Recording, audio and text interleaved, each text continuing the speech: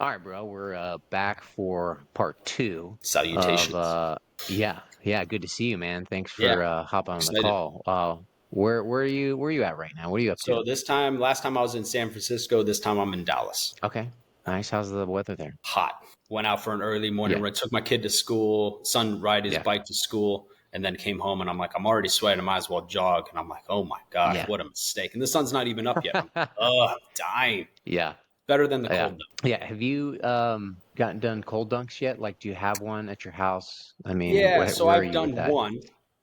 And it was Okay, part of we had a partnership. I was running American Extreme, which is a sports company that does ridiculous stunts for charity, right, okay, for military causes. yeah, And so I planned out the 7X, which was 7 continents in seven yes, days. Each continent was a jump, a yeah, swim, and a plunge, or jump, marathon, and a plunge. I'm not that kind of athlete. I just logistically planned it all out, and it wasn't just me. I had a yeah, staff of people. Anyways, so one of the partnerships we had was with, and I don't remember the name, Hot Sauna, something, I don't know. I can't remember the name of the sponsor.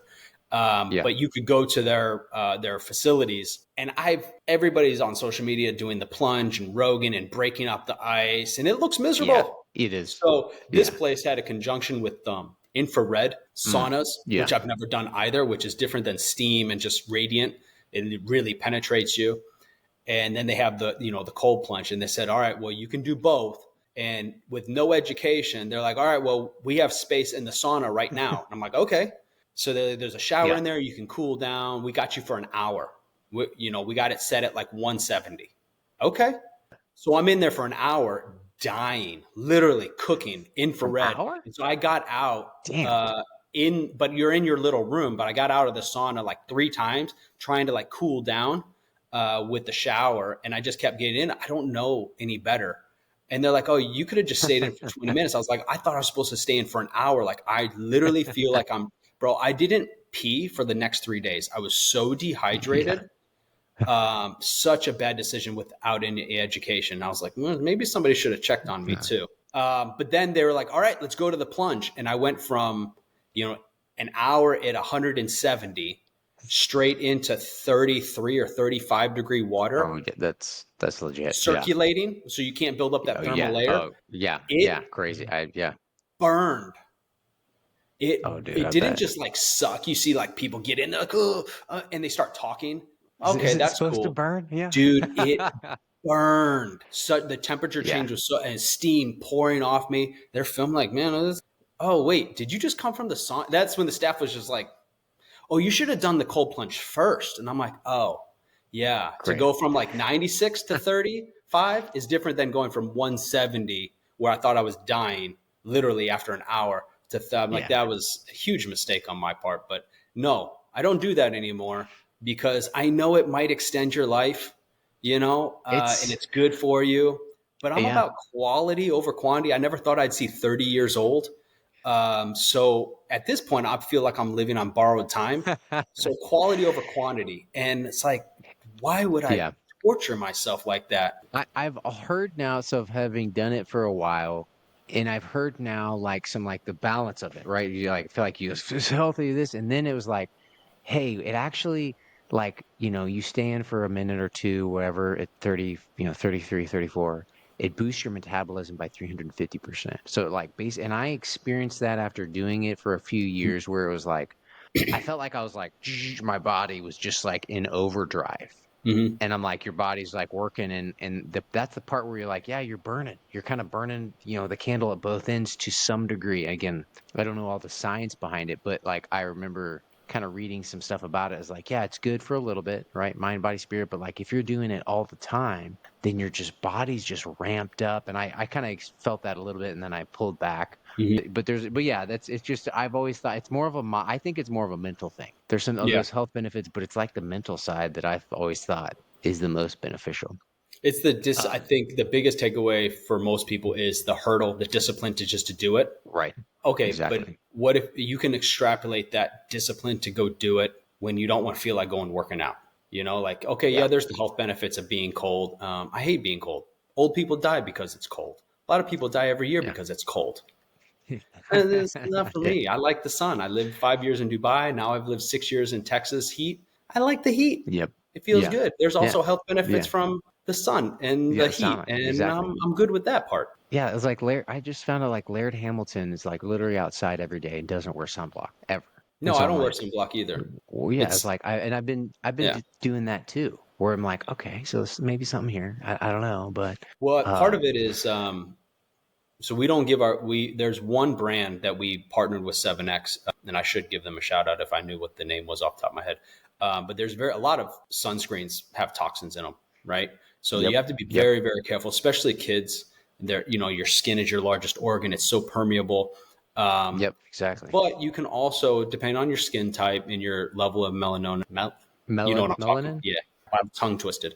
I will keep wanting to say melatonin, and I'll pass out. Yeah, Um, yeah, but you don't go in, Memorial Day weekend and just go bake like a lobster. Yeah, you're going to do serious damage, right? Maybe, in yep, April and May, June, whatever time your area starts getting sun, you start with 10 minutes, 5 minutes. You start building up a yeah, base, a layer to where your body's not shocked. It's the shock, it's the yeah, damage that you do to your skin that is irreparable. But if you inoculate yourself to the sun over time, exactly. right? Yeah, Okay, by mid-July, August, okay, maybe you're out in the sun working in the yard without a shirt on for 30 minutes. Let's not get crazy here, right? But right. I mean, you see guys out working roofs and everything; they're covered head to toe. My big thing is I don't process vitamin D very well. So I worked in Dubai for 5 years, and my job, I was out in the field. I was out in the desert 8, 10, 12 hours a day. And I was already registering very low on vitamin D. And I'm like, I don't understand how I can Mm, spend so much time in the sun for years and not being able to process it. So I went to a yeah, doctor, and this is when I started questioning doctors. And he said, "Oh, because I told him my lifestyle, told him what I do. I go to the beach on the weekends. I open swim in the ocean. I'm in the field, in the desert, 10, 12 hours a day, 5 days a week. Like I get a lot of sun." And he goes, "Oh, so you come home and then you jump in the shower?" But yeah, he goes, "Yeah, that's the problem. You're washing the vitamin D off of your skin." I was like, is vitamin D collects on the skin and the sweat, and then wait, what is that really how it works? And I'm washing off. I'm like, I'm not so sure that's how it works. I'm not a doctor, I'm not a scientist, but I'm pretty sure vitamin D doesn't collect in yeah, your sweat and then just disappear. Oh, and by the way, I have an hour and a half commute home from work, so I'm pretty sure if that's the case, it would have absorbed. And so now I have to take a vitamin D supplement now, but and I don't know the root cause of that, but my vitamin D levels are very low naturally. I mean, that's a huge, huge issue as far as endocrinology and the onset of plague of diseases. And it's a simple remedy. Go get more sun. Thousands of years we've spent time in the sun, and now all of a sudden it's the worst thing. right. No, I'm not so sure about that science. Yeah. Shit, I was gonna say something, but kind of switching over to art, dude. So what Yeah. have you been working on lately? Any good stuff? Yeah. So I just did a really heavy piece, and I can't wait to do like a Mm, simpler, more crowd appealing, audience appealing piece. Your audience, you go on social media and you see who has the big followings, who has, hundreds of thousands of followers, millions of followers, tons yeah, of engagement. They're selling their artwork, and it's like a face or it's a yeah, design. It's something innocuous. It's something safe. It's something you could put up in a dentist office. And I like to do those from time to time, not getting yep. thousands of engagements. I'm not getting hundreds of engagements. I'm getting like 7 engagements. I So think even that on my safe to like, pieces, but yeah, but like to some degree, are you familiar with the dead intern theory? no. That is this great theory. Like I'm fucking think it's true, where the internet is like 90% bots controlled by, Yeah. Yeah. governments, agencies, and even like from everywhere on social media. And so like like that person who has engagement, like where you see that, because I know exactly what you're talking about, Yeah. where, and I already know you can pay Yeah. a dude with a company to make 50 sub accounts to Hmm. basically get clicks and likes to basically make FOMO. Yeah. And so I'm like, what the fuck is real anymore? Yeah. Well, and you're trying as an You know? artist or as a content provider, you're only striving for organic growth. Right. Because That's right. if you're paying for likes and clicks and to go viral, in your heart of hearts, you didn't earn that. It's not real engagement. It's quality over quantity. So the engagement that Exactly. I do get, if I get 30 likes on a painting that I just spent Yeah. 80 to 100 hours on, I know all of Yeah. those likes and those comments and those engagements, those DMs are 100% authentic Right. and engaged, right? It's Exactly. not okay. So yeah, you also get the likes that are when you're like, who is that? That's not a follower. And then you go on, it's got 0 followers, 0 anything, and it What says, what is click on my this? link below to see more. And you're like, oh yeah, got it. Right. So that's not a legitimate Yeah. engagement, but that's not unique to me that everybody gets those OnlyFan fake Yeah. account clicks. Yeah. Yeah. But the comments and things like that, then you're like, okay, that's authentic, right? And then I have Yep. to question my own ego. What am I trying to achieve? I have an idea in my head that I want to put on canvas that I'm going to do Yep. anyways. I'm not doing it for the audience, and we were talking about this a little bit off camera. I'm not doing it for the audience. I'm doing it because I need to exercise something in my own head. And some of my Right. paintings don't really have a message, but that's because I'm trying to clear my head from a previous heavy piece, or I'm trying to work out an experiment, or it's just a study in a technique. And then I need a Yep. subject material. Sometimes I miss the mark. Like I'm just finishing up a sculpture recently, and sculptures are difficult, and some of Yeah. the body parts are not ergonomically correct, or whatever the right word is. They're not Yep. proportionate, and so I'm trying to figure out like where did I go wrong. And I just spent the last year working on this Yeah. sculpture, and at the very end, I'm just like, it doesn't look right. Right. And it's not like I can take it apart and start over. It's not clay, it's metal. And it's like, all right, well, that was a learning. That was a Yeah. study in the human Yeah. form. It took me a year to work on to learn a lesson. It's like, Yeah. and then I'm afraid to start the next one. It's like, did I learn the lesson? The only way is to try again. And so it's Exactly. really just it's for myself. Now, if people like it, better yet, if they like it and buy it, thank you, please, shameless plug, buy my stuff. Dead artists don't need the Yeah. money. Yeah. And for the few billionaires and Yeah. We need to multimillionaires talk that want about to that. launder their money through my Yeah. artwork and tax Yeah. deductions, give it to Yeah. museums, a Jackson cheesy Pollock write-off, doesn't I'm have the open. monopoly. Yeah, Yeah. I'm open for you to launder your money through my art. I'm okay with that. Yeah. It's real fucking value though. Can we? Yeah. Oh, yeah, yeah, yeah. Okay, we'll go with that too. I had to speak on that, and we'll get back to the content. Yeah. I did my first art show. I was downtown Dallas at the House of Blues, and Yeah.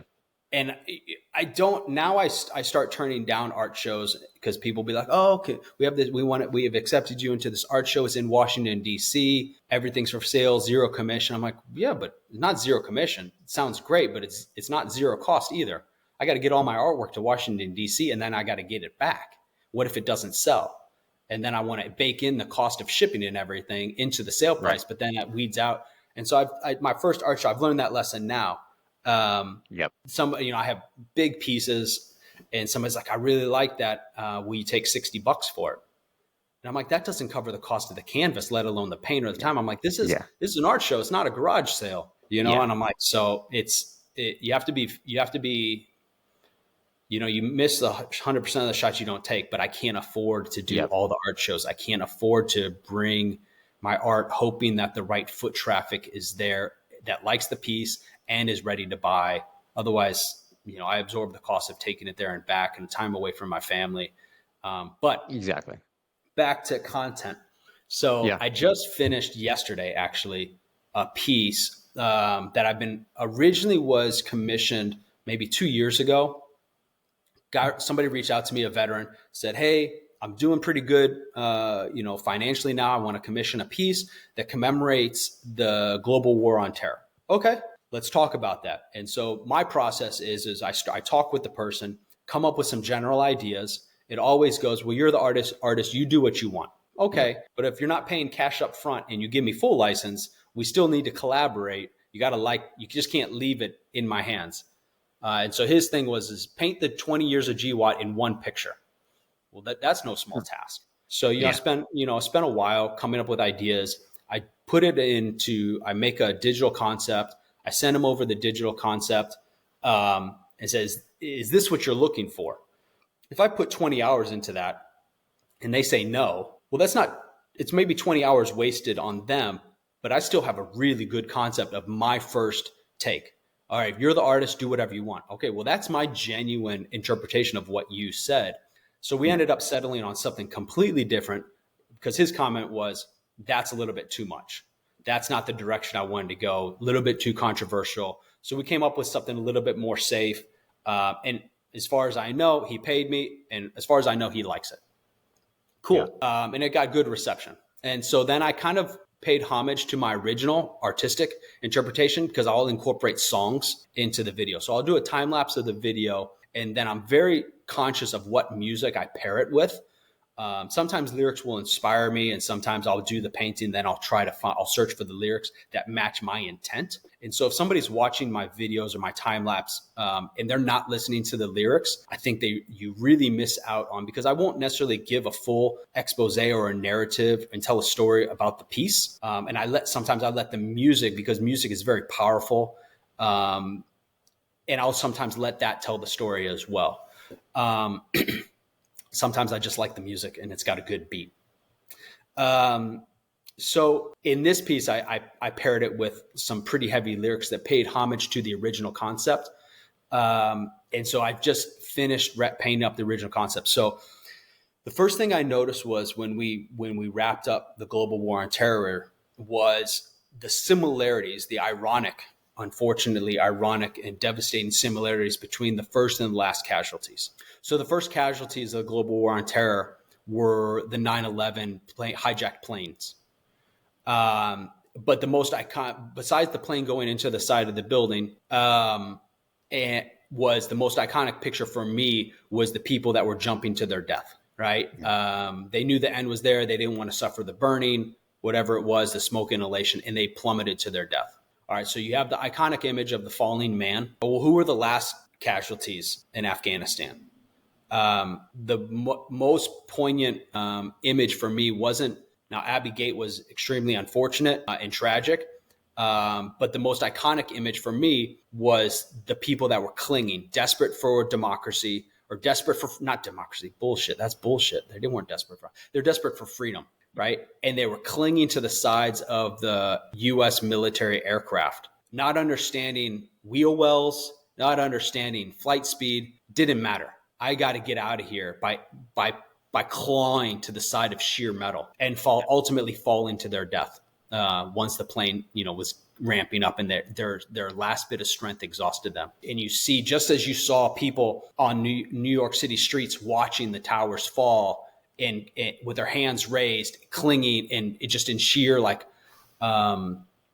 shock and horror, you also saw those same images of Afghan men on the runway watching their fellow citizens fall to their death. And so I mirrored those images next to each other. So the title of the work is Reflection. And so I mirrored those two images in the background. And I think maybe a lot of people will recognize the falling man, but I don't think a lot of people who don't pay attention, because in the beginning, everybody was watching the news. I think we hit combat fatigue as a population very early on, probably about year 2, maybe year 3. And how do I recognize that? I wrote a paper while I was still in college, because 9/11 happened when I just became a junior. And I wrote a paper maybe 2-3 weeks after 9/11. When patriotism was at an all-time high. And I wrote a paper, because I was an English major, about faux patriotism, about how this is all going to fade. This is bullshit. This is not legitimate. This is not organic. This is definitely not authentic. My instructors, granted, I went to West Point. So my military instructor's like, you cannot write this. We are at war. Like, what? I'm like, all right, give it time. All the American flags, all the yellow ribbons, all the magnets that are on people's cars, they didn't fall off by themselves. People made the conscious decision to take the American flags down, to take the yellow ribbon magnets off of their car when it wasn't in vogue, when it wasn't popular. Yeah. All right, so then how authentic was your patriotism? Did it also wane? All right, well, it proved my paper correct. So I don't think people will really recognize the image of the men falling from their death, from the clinging to the sides of the U.S. planes as they left Afghanistan. So I think a lot of people will miss that image. That's okay.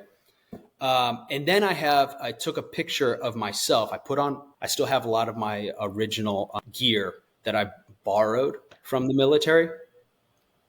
And so I stood in front of a mirror, kind of like looking back at my own reflection, had the camera set off at my like 5 o'clock, took a picture of me staring into the mirror. Then I superimposed a skull into my reflection. And on top of my Kevlar helmet, I put the Statue of Liberty crown on top of it. So I'm looking back at my reflection as an ambassador of, you have all the talking points from the early days of GWAT. Oh, you're an ambassador of freedom. They hate us because of our lifestyle. We need to expand democracy, as if anything's changed from the Cold War. We need to expand democracy. No, are we the domino theory? Are we the ones that are just knocking off countries to expand our democracy? Yeah. Because in the heart of every little brown man that we've bombed the shit out of, there's a little democracy in them that's just dying to get out. Right. So I wanted, and I started thinking, what's our chief export? What is America's chief export? We export war. Oh, yeah. And so then I started thinking, all right. Then I noticed, as I'm in my creative process, is the panels of the 9/11 towers were striped. Okay, what if those stripes double as the American flag? All right. But what's the point? I'm saying there's a problem in this country. There's a problem in not the direction we're on. It's a direction we've already taken. It's not the city on the hill that Reagan talked about. We way past that. And I don't know if we were ever there. When people talk about make America great again, I agree with the naysayers that don't like that saying. Is like, at what point? What era are you talking about? Because the city on the hill that Reagan talked about, when was that? If you really look into the context of history, when was that? And not necessarily for all people. I'm talking. I'm empirically. You can always pick a demographic and say, well, it wasn't good for them, so it must have been shit. No, I'm just empirically. When was the city on the hill? And most people be like, oh, the greatest generation, World War II. Okay, but then there's problems with World War II. There's problems of whether we knew about Pearl Harbor and we used it and allowed. No, I think that's same as unequivocal Churchill that we breaking the know. Enigma and allowing towns to be bombarded and tens of thousands of people. Right. Okay, there's caveats to all parts of history. So I used the 9/11 flag, the towers as part the stripes of the flag, and I flipped the flag upside down as a sign of distress. And then in the red bands of the towers and the flag, I just did a simple Google search. Top 10 companies that made the most money because of the global war on terror. Who got the richest because of our involvement? Because you could always look back and, okay, well, when did Al-Qaeda leave Afghanistan? When had we effectively won the battlefield? 2001. What are we still doing there 20 years later then? Oh, you never let a tragedy go to waste. All right. Well, the obvious one, and I'm not going to say all their names right now. Sure. Thankfully, I'm covered in the freedom of expression or, Freedom of Information Act. Did I use it? No, I'm saying No. Is that what no, you're I'm just saying to? Like artistic expression. It's not like, it's not like Halliburton. I mean, they could sue me into they just drained my bank accounts trying to defend myself. You know, but there's plenty of crony dollars that were spread out. I think obviously Cheney will go down as the biggest crony of them all with his Halliburton stock. You're kind of mentioning like Smedley Butler talked about war is a racket. He wrote the book on that. Like kind of the first modern post-industrial, society of and I believe it was something like where the Rockefellers, don't quote me on this, but some guys like that came to him and was like, hey, can you overthrow these motherfuckers? Because you're like the fucking hero after World War One. And he's like, no, like fucking thank God for that guy to some degree. But yeah, and I think you're hitting on the same point, dude. It's like where does the line? Where's the fucking line in the sand of like? I don't think there's any lines. It's so convoluted. Right, yeah. It's like how many trillions of dollars are outflowed to other countries for other reasons, for wars, for whoever to defend themselves, for their whatever's going on before like we start like, hey, that has got to stop. We're like it's again, but my thought is like that's I feel like it's calculated because then if it was made sense, if there's logic behind that, that would just like stop. Oh, let's fix this. What we got here. This is something's wrong here. Let's fix that first. But that's not happening. No, because who's going to fix it? The people who receive the campaign contributions from the big defense companies, the people who have Yeah, won't get elected if they say no to the new, the new Air Force or Navy or Army futures project, and those factories get shut down because they're in their congressional. There's a reason why they're all spread. All those factories are spread dude. out into different Yeah, congressional districts. Um, yeah, there's a reason why big companies, whether it's pharma or military industrial, donate to both parties. They don't pick a winner. They make yeah, sure they yeah. bought anybody and everybody. So Yep. who's going to fix it? People who won't vote for term limits, the people who won't vote for Right. divesting their stocks and their interests, the people who won't get prosecuted for insider trading. Who's going to stop them? No, dude. The Dude, voters who that's then also yeah, work in those factories, who, when you have Chuck Schumer and Mitch McConnell saying, "Oh, we have to," don't worry, the oh, 300 billion dude. that we've spent to Ukraine, it's not actually leaving the United States. It's an investment back. So war's good for Oh us my as God, Americans. dude. That's what I'm saying. That's It's our the chief most export. It's our insane chief thing product. yeah. To hear those guys talk about that, and it's so War nuts is where good for they've like, America. Wait, what? God damn. Because like Yeah. I feel like we both, it's probably some point we're just like, let's get after it. And then now I feel like you have a family in hindsight, and you Yeah. have, some serious experiences. And then, I feel like it's really when I got out of the Marine Corps where I'm like, diving into everything and, searching around, and I'm like, wait, what?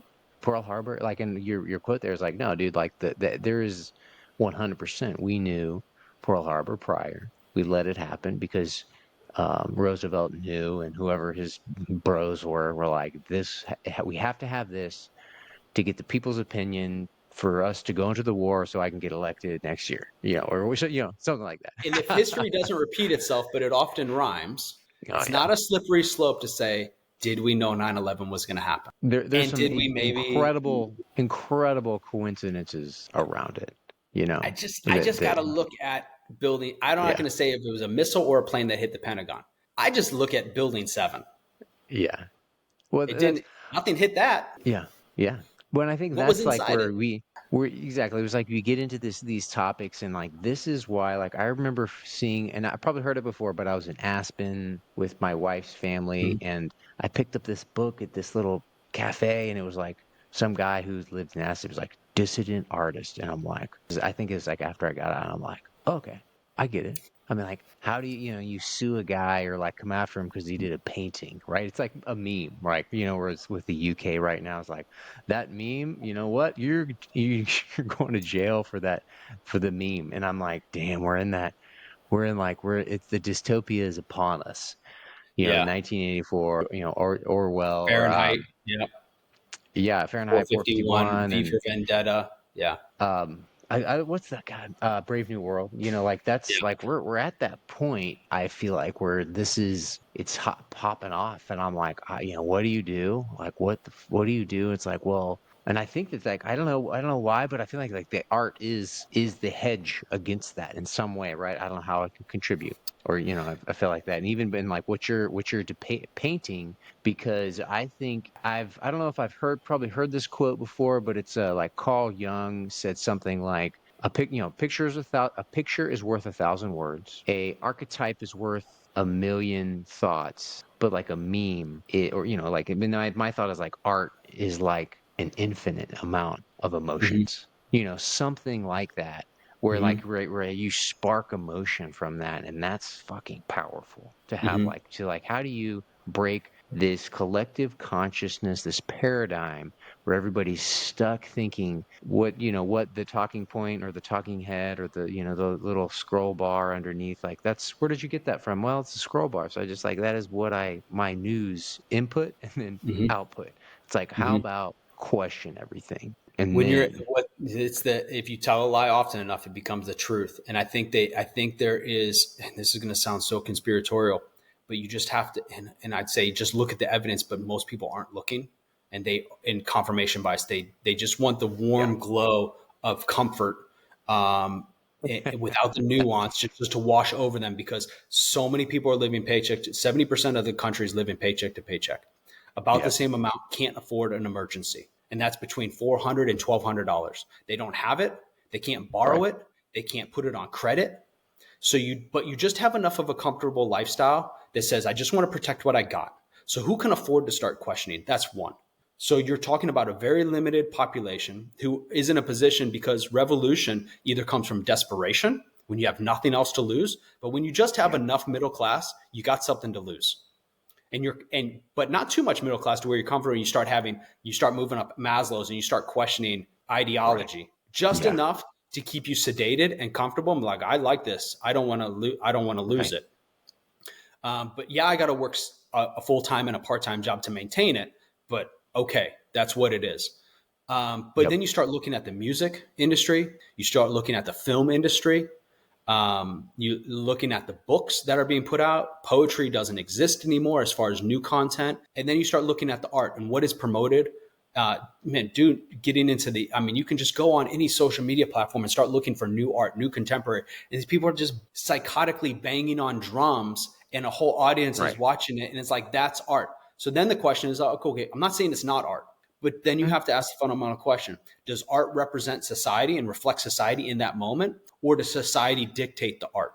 I think it's both. And I think the society who doesn't want to question, the society who is lulled into a false sense of complacency, and I want my meager existence and not really question, why do I have to keep working more and more and struggling more and more to have the same thing as I did a year ago, or my parents had 20 years ago or 40 years ago.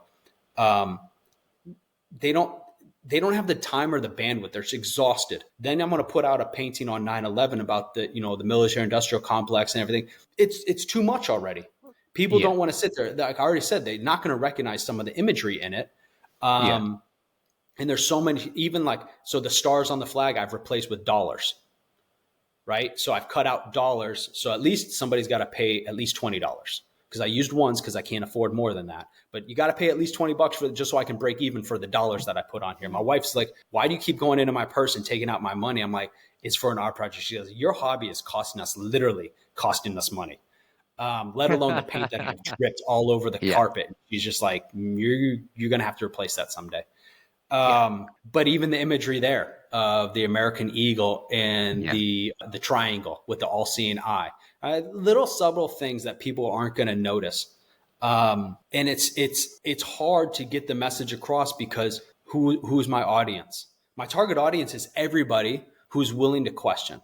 Right? There's a great thing going around on social media the last couple of months about, in Star Wars, you rooted for the rebels. In Yep. V for Vendetta, you rooted for the rebels. In the Hunger Games, you rooted for the rebels. You're living in dystopia. And you think while you're watching those movies, I would be the one in the World War II Right. photo when everybody's doing the Nazi salute, but one guy's standing there, and you're like, be like Hans. Right. Hans didn't bow to that, except everyone likes to think that's who they are. But when we're Right. already voting or not voting, if we're already establishing commissions of truth, literally out of V for Vendetta, where are you? You are the masses. Everyone likes to think they would be Schindler. You're not. Look at COVID. People ratting Right. each other out. Like this, the thing about like in World War post in the behind the Iron Curtain, the Stasi in Germany, they weren't even paid. They ratted out their neighbors for free. At least in World War II, it was transactional. People would rat out, as horrible as this, they would rat out their neighbors who were hiding Jews or the Jews themselves in exchange for bread or butter, because they're trying to feed their family. I'd like to believe not everybody was a sympathizer. I'd like to believe that. Post COVID, I'm not so sure, because you saw Yeah. it with the Stasi. People were ratting out people for free. They're ratting out their parents for free because it gives them, you look at the Maoist rebellion, people were doing it for free because it gave them a sense of importance. They're not social distancing. Let me rat them out. Oh, weren't honest on their contact tracing. Let me rat them out. We're in that post-apocalyptic dystopia, but just enough middle-class veneer to keep everybody quiet and complacent, to not ask the questions. What do you mean we're spending money we don't have? What are you talking about? How? I can't run my house like that. I'd go to jail if I spent money I don't have. and yet we can send. And I could get into the actual munitions that we're sending. I could get into the message that I get from the, the special forces guys that are still on active duty, even National Guard, that are having their arms room pilfered and ransacked of precision weapons, go to war stockpiles, like, and giving it away. Oh, that's all right. We'll make more of it. Well, I'm also been in the ammo industry. It's not so simple.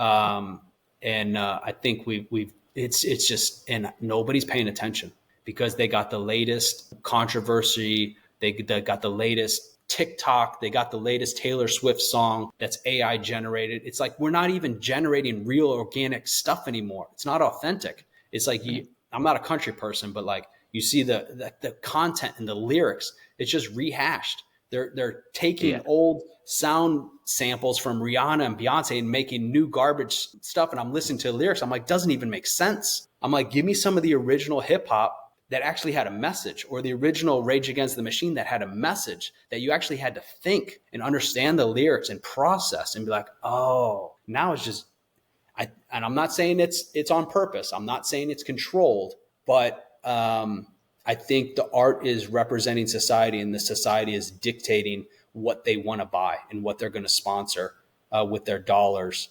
When they don't have the dollars anymore to buy and sponsor art that's controversial. And so in that way, I don't think it's the chicken or the egg. Society and art have merged, and from what I can see, it's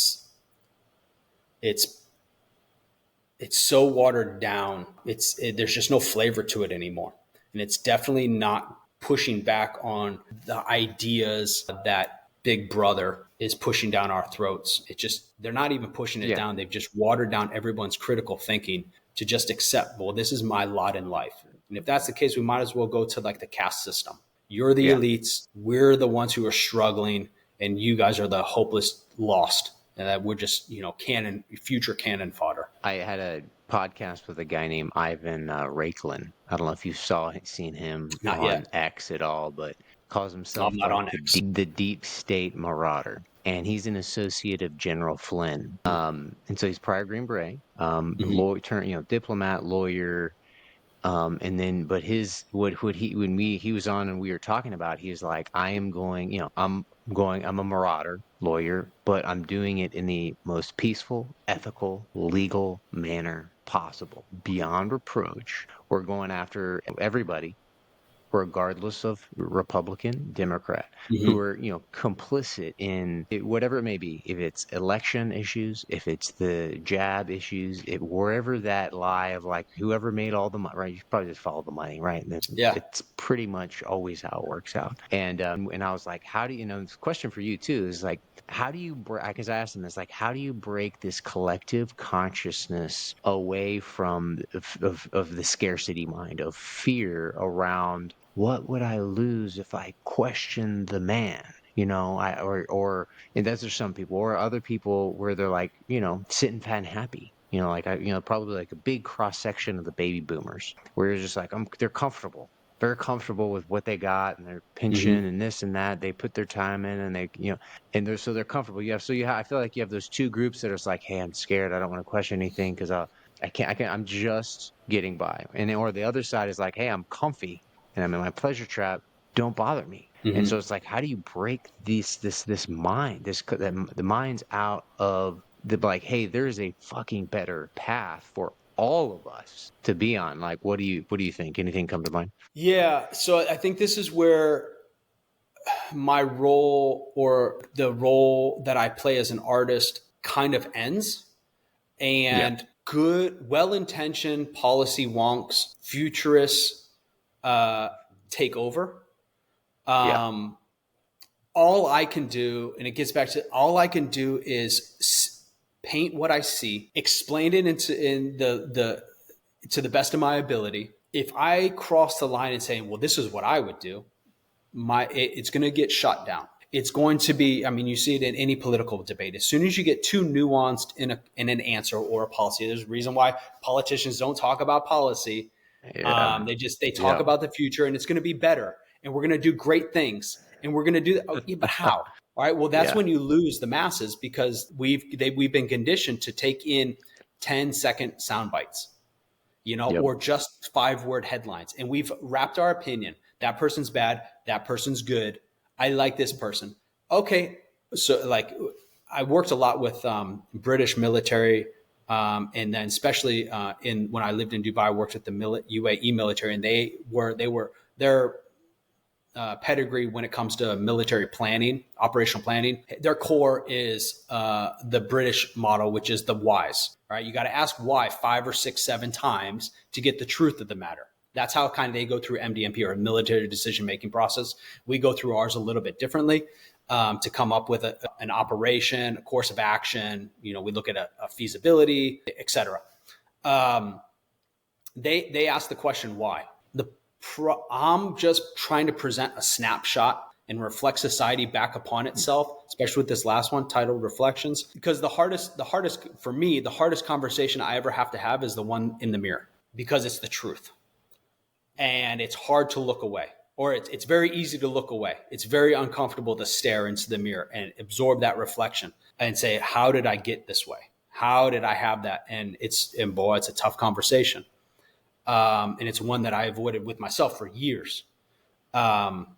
Thank you, Vets, for sponsoring that conversation. Yeah. But I don't know if I can have that conversation. And what would I do? Right? I'm a warrior by trade. Right? I am a product of our export system. Right? I know how to wage war and do it effectively. I don't know if I am in the nation building mindset. I don't think I have that pedigree. I in the 1776, I'd happily be one of Washington's lieutenants. Don't know if they would call me out of Philadelphia and be like, ponder this. How do we balance, the powers of, I'm freely admit that that's now, nobody's calling me for that. But I do like to look at society from an outsider's perspective and hold up a mirror to itself from time to time. It's a heavy process, and that's why I have to switch back and forth sometimes between introspective paintings and what I'll say is like fluff paintings that I can just zone out and just create something and not really have to think about. So yeah, where do we go from here? I hope it's just, as an artist, I hope I'm just creating conversations. I hope if I can just, like, I'll post this painting on 9/11. If I can just, obviously I want to sell it, but if I could get a couple people, whether they write a comment or join the conversation on LinkedIn about it, because that's usually where I get the most conversation, is if they could just introspectively ask, why would he paint this? Is it true? Where they start questioning some of the content or the components of the composition. If that even happens for a couple seconds, then I've moved the needle in one person's life just incrementally. Yeah. And I think that's the whole point of art. It's to start a conversation. Yeah. And I'm not in charge of how the conversation goes, what direction it goes, how far the conversation, how in depth it goes. I think my role as an artist is just to start the conversation. And it might fall flat, it might be that awkward person at a cocktail party who starts a conversation and people are like, let's not invite that guy back. Could be, fair enough. Yeah. Doesn't mean I'm not going to keep popping my head and be like, you guys remember me? I've been kicked out of better places than this. I think that's my role. I'm not a policy wonk. No, I believe that plays a role in our society, dude. Of like, because it's you see, I think, bad art, right? The duct tape the banana to the wall and modern art, right? You're like, no, fuck that. Like, fuck that, dude. Like, let's talk about, there's I had another girl named Clara Woods. I don't know if you saw, I shared that. Mm-hmm. And you talk about like struggle, made fun of and ridiculed with her disabilities. She can't walk, she can't process images and read, but she can hear everything. Wow. So she hears everything, can't say anything, can't because her speech is impaired. Mm-hmm. She's just turning 19, and you just talk about, like, because it goes back to the beginning of our first conversation together in the first episode of like every person is an artist, and she creates art. Now, that is her creation, and that love, like, because you just look at her art and you feel it. Mm-hmm. You know, it's like she is like putting her heart and soul into that, and you're like, fuck yeah. You know, Mm-hmm. like you feel this person creating artwork, and it does. And I think the that feeling in that artwork, because I've experienced that of people telling me about my, you know, because I'm just like, yeah, I just thought this was cool. You know, this is what I wanted to make because this is how it coalesced. And then they're just like, you know, they it sparks emotion in people. I'm just like, oh wow. You know, as you're doing that, Mm-hmm. I'm sure you've had the same experiences. And I think that's where it's like when I'm interested to see what the painting looks like. But yeah, that's what does it, dude. Like Mm-hmm. not again, it's like, you know, is it the policy wonk or is it, you know, how do you measure that type of subjective thing where, you know, if a million, it's the thing, it's like if a million people see that artwork, does it like unlock the brain to like question things, think about it a little bit more, like more than 10 seconds, you know, like let's pull the veil back and have a deep conversation. So yeah, I don't know what I was getting at there, but kind of agreeing with you of like, I get it. And that's, you know, why, and why I'm kind of doing this show Mm-hmm. as well. I think then I have to consider my audience. So uh, we were talking pre-recording about content and what I won't paint. It's Yeah. not that I won't paint it, but maybe I won't share it because it's not about me. I have the freedom to create whatever I want, but I'm not. That freedom is not without consequences, and therefore I have to balance the consequences of my audience. I have to have empathy for the people around me, my kids, my family, my friends, and the judgment that they might receive. Those consequences factor into my freedom.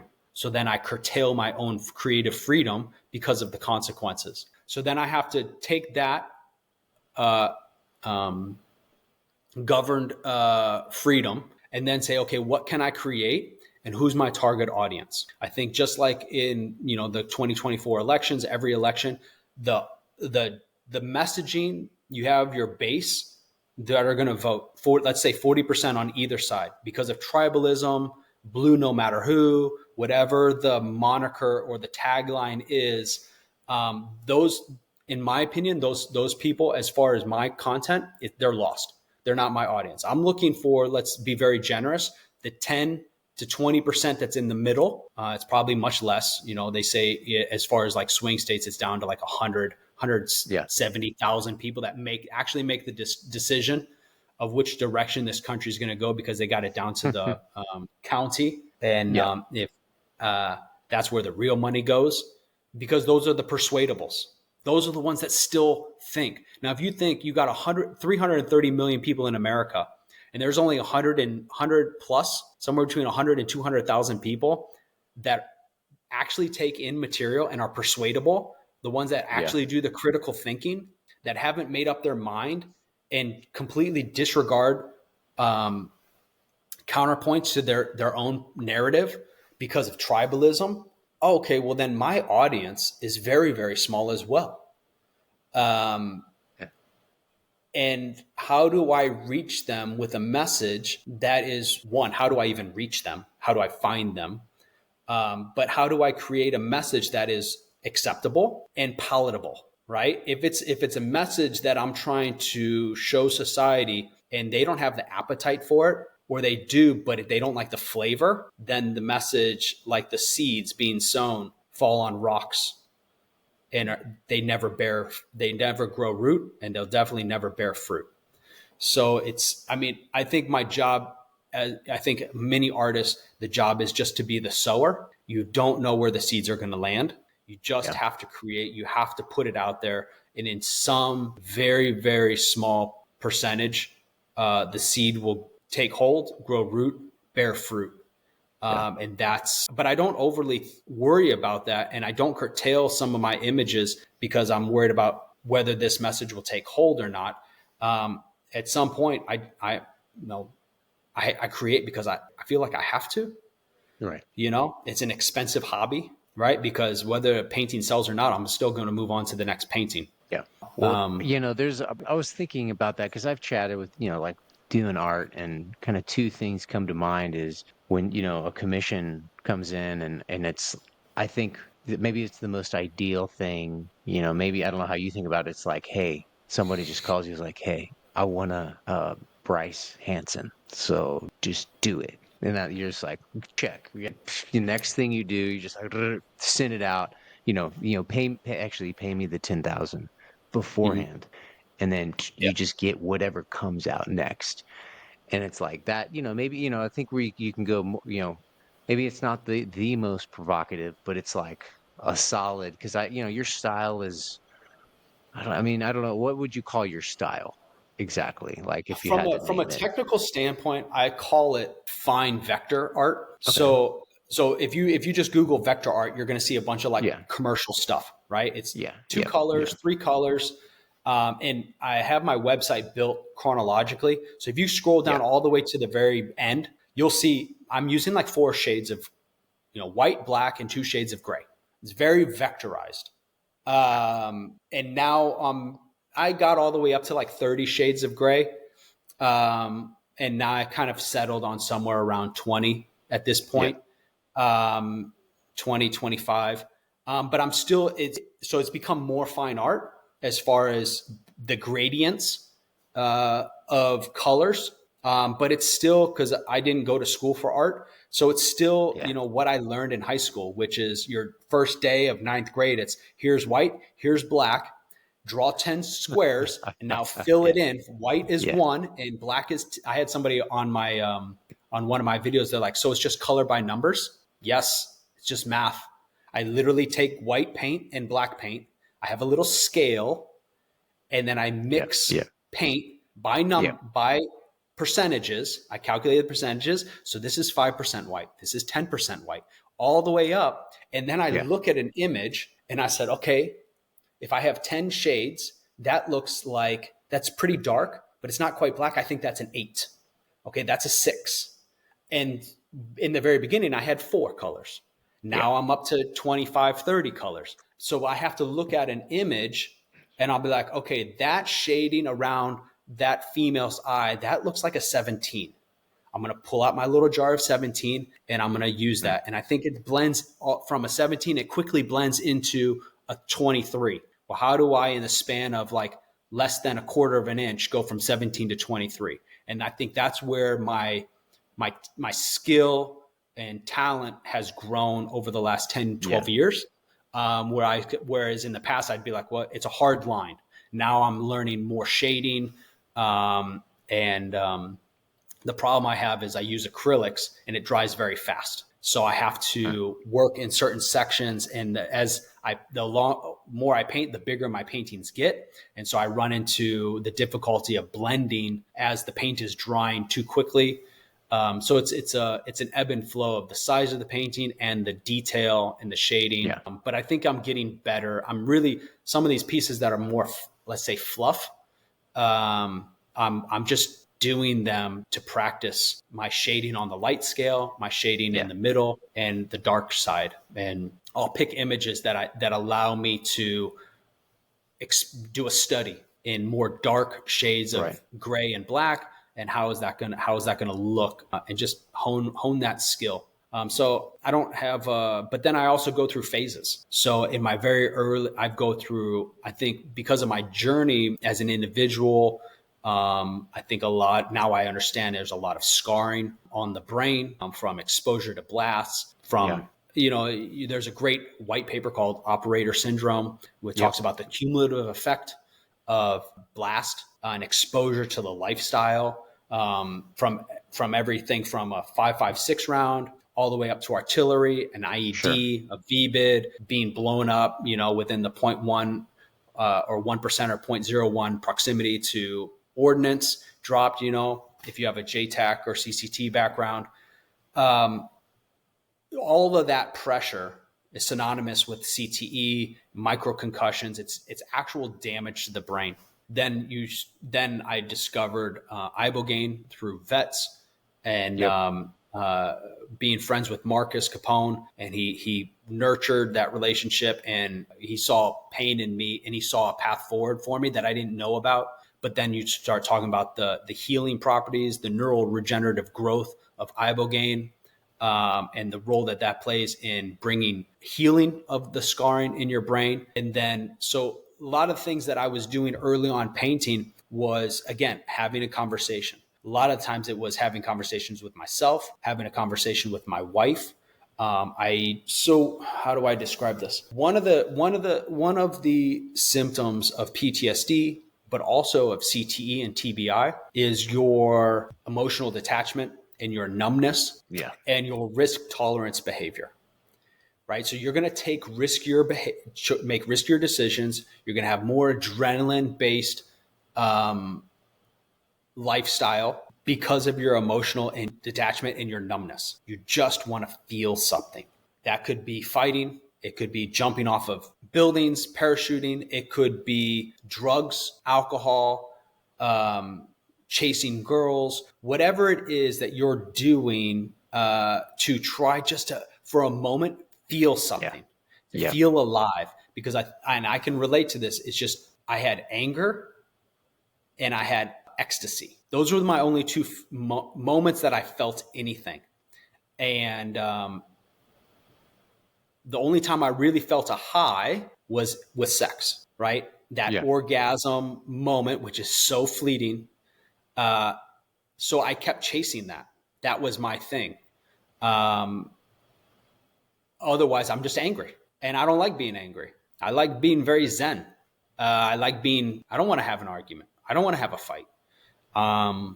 Let's just everybody love everybody and just get along. Like, I'm not an up and down emotional type of person, but I just got tired of feeling nothing except anger. And so a lot of my art was trying to maintain that erotic high.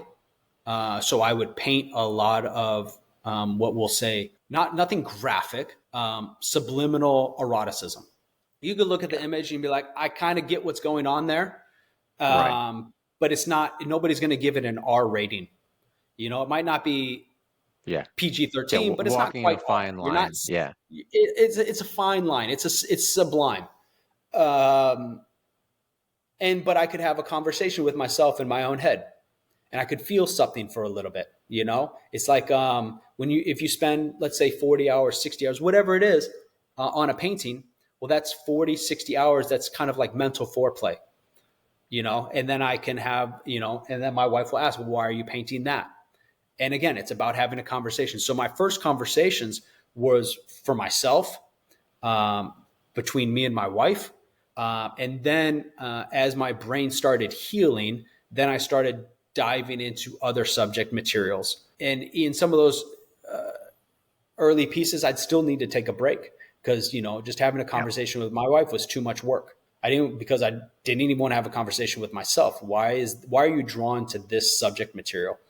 As I get more mature in my brain healing and my content, then you could go through chronologically, like, okay, so he did 5 or 6 pieces in a row here of military stuff. Okay, now at this stage, I kind of want to start dipping my toes into more like political stuff.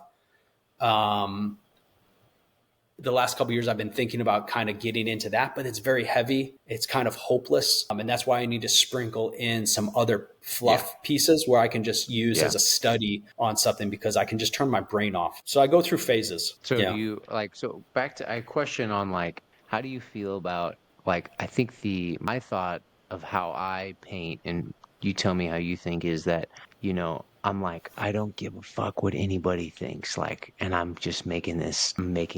And then my ideal situation is that the check comes, and because they want a Blake Fisher, it's like, how do you think about that for your art? Like, where are you in, where are you with that? Like, how is that how you think, or is that where you want to get to, or what do you, just because, so it's like, maybe it is the most provocative thing that you've ever done.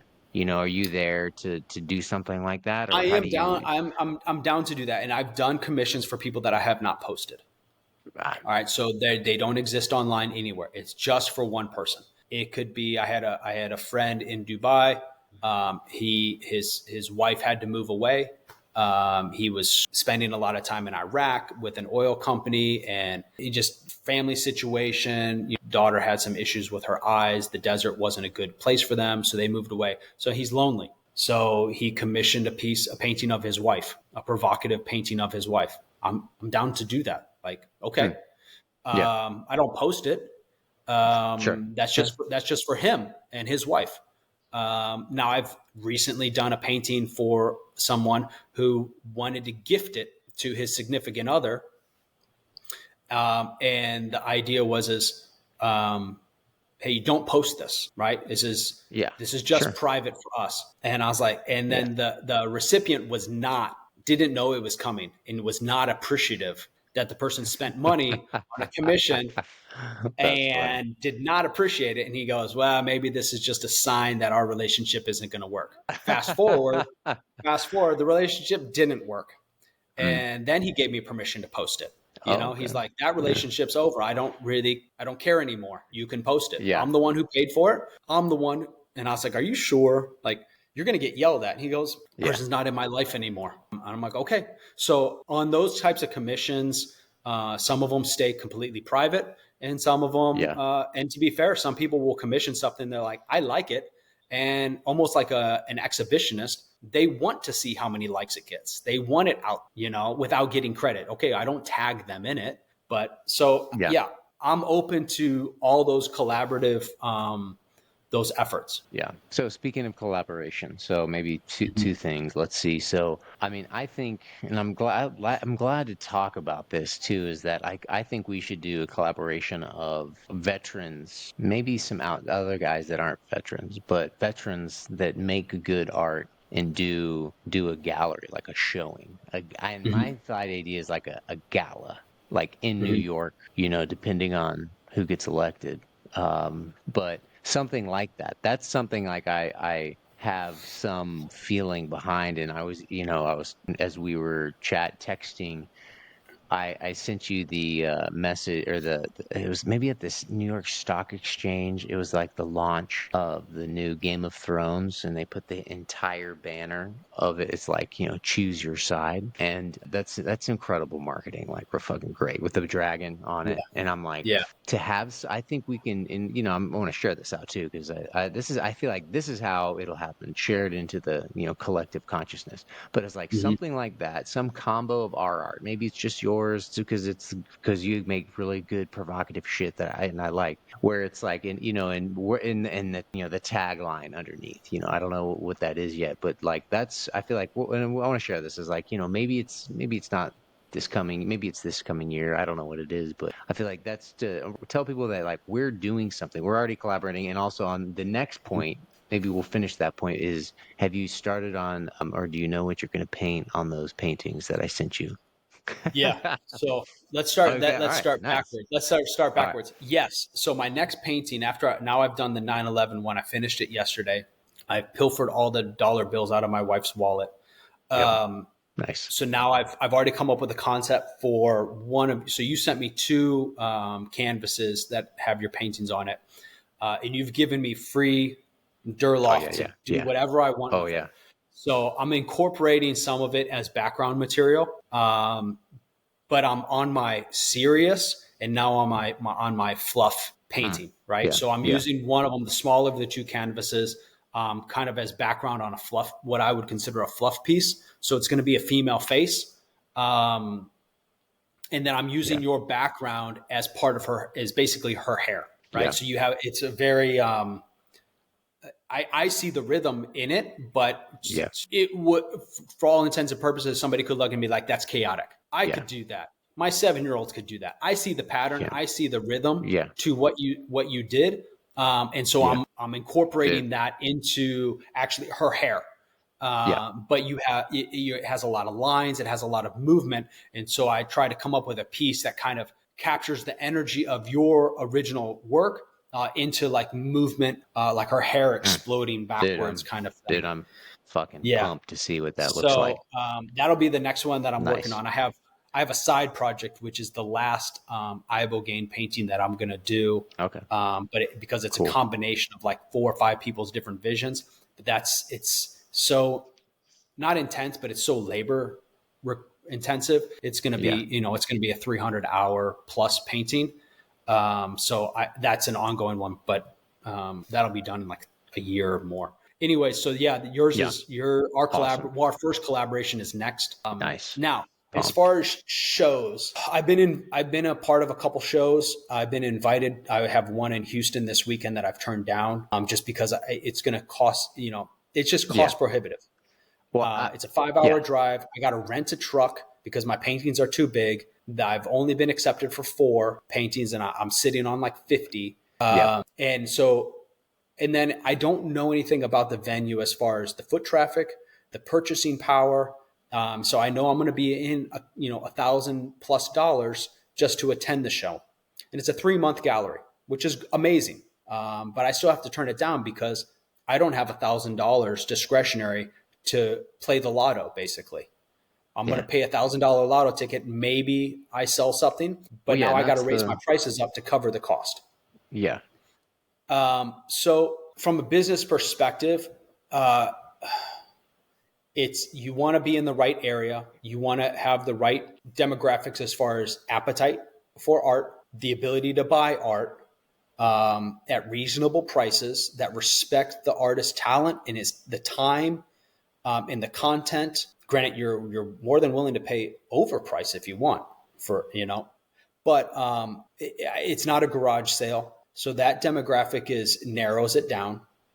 The venue, you have to somehow you got to cover the cost for the venue. If it's a gala, you can sell tickets, have a black tie thing, have an auctioneer if you want. It can be a silent auction. There's different ways to generate energy. The part that I struggle with, and this isn't gonna be in vogue, is the veteran art part. I think when you market it, and this is just my personal experience, especially here in Texas, right, which is Yeah. as red as it gets, as pro-military. It's North Dallas, where I live, is the largest concentration of Well, veterans. well, So, and I think we spin it. We yeah, spin that. You know what I mean? Like where that's just like I'm a veteran, but that's just like one of my many fucking things, dude. That's just like it's yeah, infinite, bro.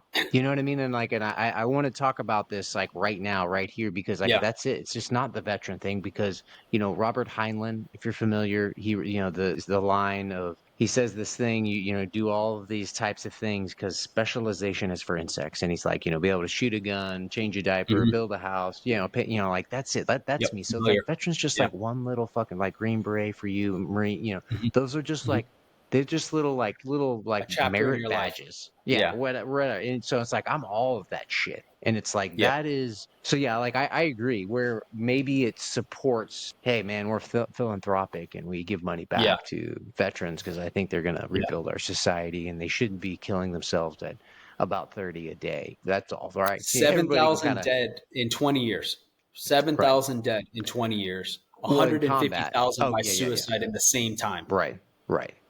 And so What like are we that's where doing we here? right, and exactly. So but that's where we spin it and it's like, something like an artist killer. Like I don't know. I'm just saying we get provocative. It's like I want to Yeah. channel Dolly and Damien Hirst. Maybe fucking Hmm, reach out to those guys. Where it's like that's like here, let's tap that marketing side of hmm, something that people want to. They're like, oh, I want to go see this. This is gonna be fucking cool. It's cool. Like you're gonna meet interesting people because it also on the other side is like at a gallery in that type of showing, if it's a gala, whatever it is like those are the conversations like I like that shit because we're talking about whatever that feeling that hmm. feeling that the art gets and it's not just my art or your art but maybe it's multiple artists and it's like that's something so but my and then put your painting or something like that on the front of that New York Stock Exchange and like something and we're still coming up with like the tagline but like that, Hmm. and again, we have it at the largest gallery like in New York that sells the most art, and they're like that's where we're doing it. Like you want to get a cut, yeah, you want to get a cut of all the art we sell too, right? And they're gonna be like, yeah, yeah, yeah, we'll give you a cut. But I like Yeah. I feel that, dude. Like I want that. I want to do that. I have like I Yeah. haven't done any That's the coup de showings. grace there. Yeah, Yeah. I haven't done that yet, and that's something that I'd love to do. Like, I just Yeah. have that in my belt of like, let's do, I don't care if it's by myself or, that'll come later or whatever, but something like that where it's like that Hmm. is the moonshot of the next level of my art stuff. And again, like I want to collab with like a guy like you and maybe some other people. I don't know. I haven't met them yet, Hmm. but But and I think that goes into the next layer, I believe, is like the art fund, which we've discussed a little bit. We'll leave it at that.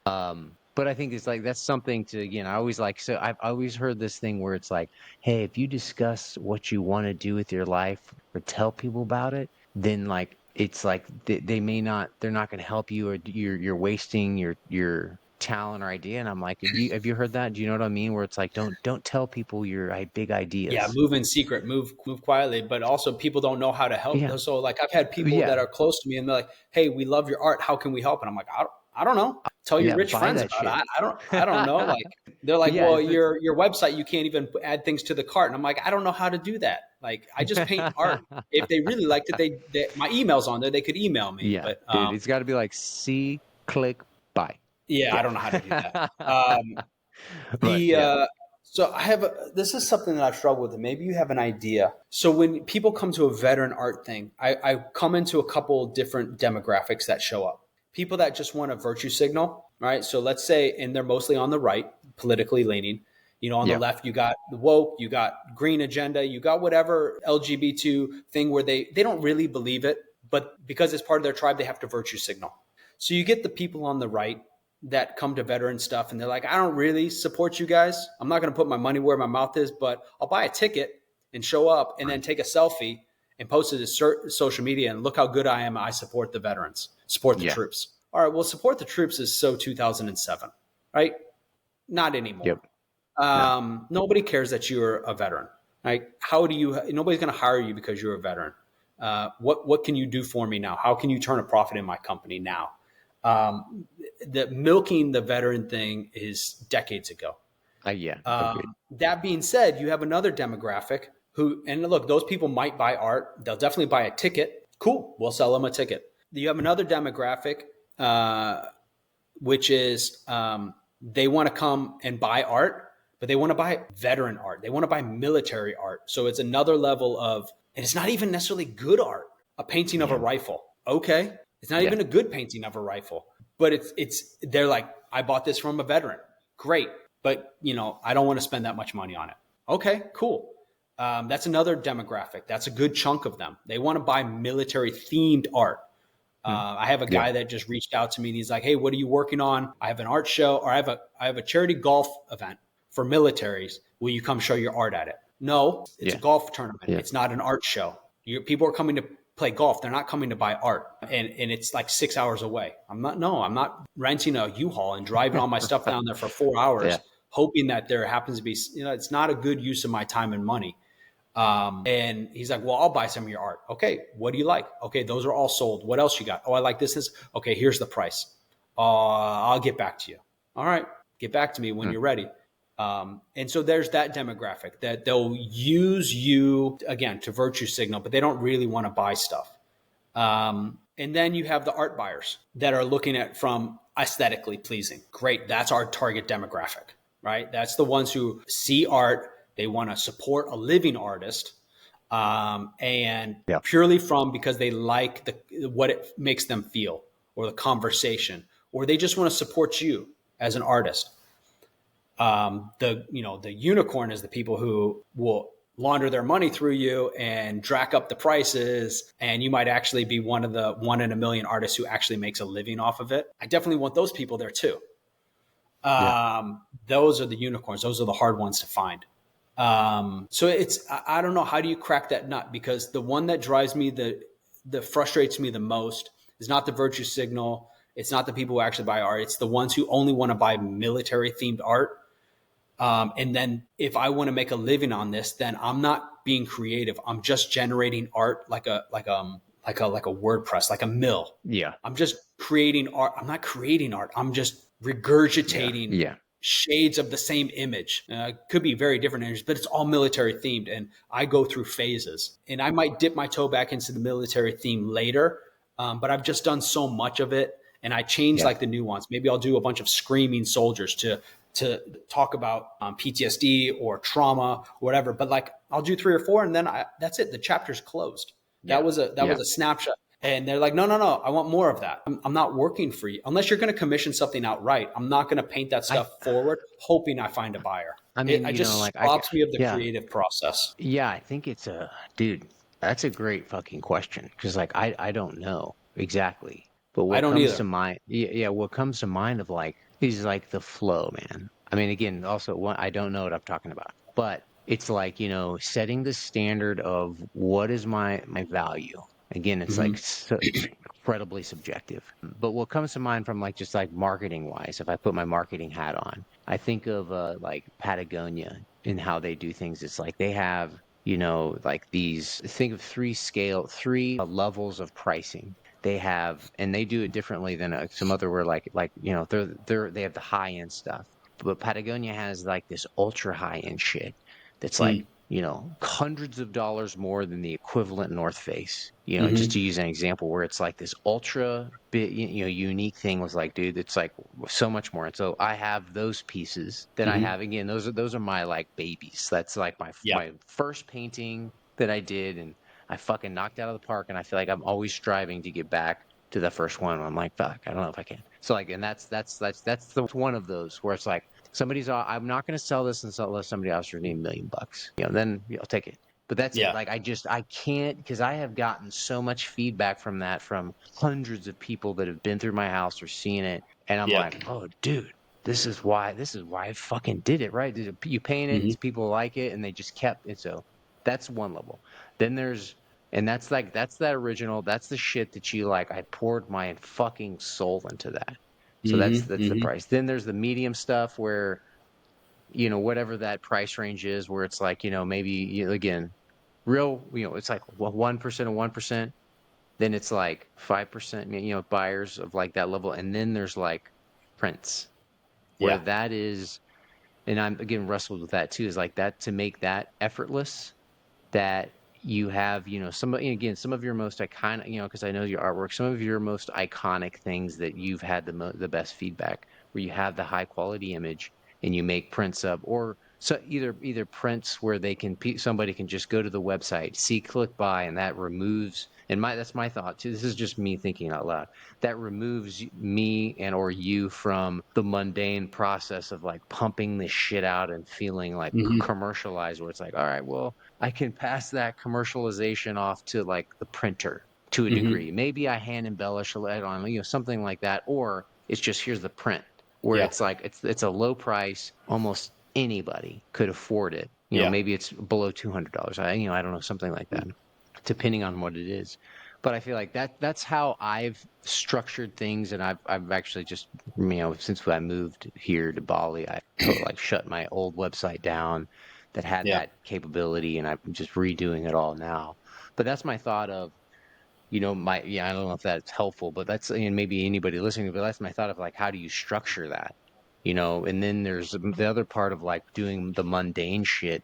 I don't know. I've thought about it differently, and I think you've done a lot more military work, your military style, that niche, more than I think really more than I have. I've made a couple you know, the a trident and some wings and Hmm. some stuff like that. But like I feel like that's a good fucking market too, though. Yeah. To There's just a like big population for it. You know, like right, because you get all the people that buy prints when you're leaving the unit. And a lot of times exactly, they'll buy a print of something and they'll put the little rank and some right, insignia around it, and that's like right, their going exactly, away plaque. yeah. So But yeah, there's option for something like that, you know, yeah, and I to think that break into that's where the you veteran do community. where the prints come in line, and you know. Hmm. But yeah, that's I don't know that if that was helpful or not, but like that's my thought to just of pumping because I had a really hard time with doing prints in the beginning, but then I was like, okay, well, it bifurcates that side of like do it over and over and over again, where you know Hmm. it's like not there, my heart wasn't in that type of thing. So because I know some of your stuff would make great prints. So Yeah, and if I you agree. had And some of them I have professionally scanned, and I'll say, you know, but I've stopped doing the scanning because it's yep, upfront cost. And I was doing that before I was getting any engagement.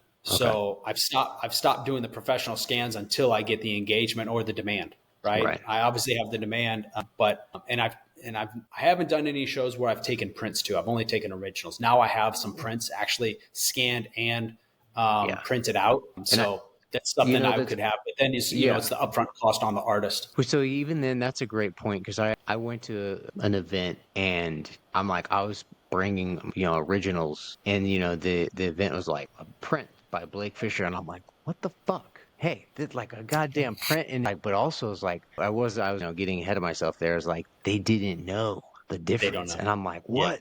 You don't know? Like Yeah, and this. we take offense to Yeah. it, but that's just ego. Yeah. That's Yeah, it's just like ego. this took me fucking literal days Yeah. and you're like, oh, this is a print, just fuck you. No, yeah, exactly. Um, all right, dude. Well, I've got about an hour and a half going there. All right. Anything else? Anything we missed or anything we should hit, blast? I think pre-recording, I think we've talked about everything Okay. that we want to talk about. Well, solid, Yeah. dude. Thanks for hopping back on Absolutely, man. again. It's easy. If you could tell everybody, all of the millions of people that are listening, where your website, where they can find your stuff, bro. Yeah, Where the you at? easiest place is Instagram at Bryce BRYCE .N Hansen HANSEN. If you type that into YouTube, you'll find my channel with just my 4 subscribers and all my videos of my time lapse. You can also find all my art Nice. on that's work appropriate on LinkedIn. I'll post that on a regular basis. But yeah, Instagram is the easiest place to find all the stuff that I'm doing. And then what's your website? It's a Wix website. I'd have to, yeah, it's Wix something, Art Bryce Hansen Okay. art portfolio slash. Yeah, Okay. I don't have a good like paid website. My wife she's like, this is a hobby. You need to replace the carpets. You've spilled paint Yeah. Yeah. everywhere, dinged up the walls, moving large canvases around the house. Like Yep. Yep. you owe so much money. You're not buying a website. All right. All right. All right, brother. Well, thank you I for your just got the time free and one. yeah. Absolutely. Well, yeah, no worries. So it still works. But yeah, thank you for your time, dude. Thanks for being on. Look forward to our next conversation. Awesome. Thanks, dude. Yes, sir. All right, hold on.